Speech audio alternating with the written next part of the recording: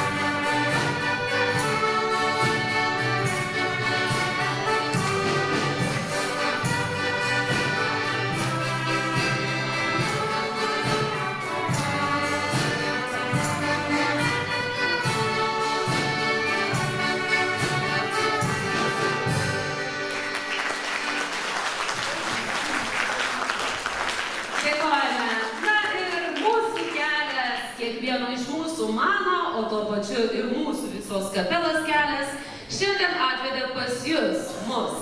Ir skamba kūrinys Mano kelias. Nežinia, kur ta keliai ir keleliai nuves mus. Paklausykit, palinguokit ir kartu padainuokit.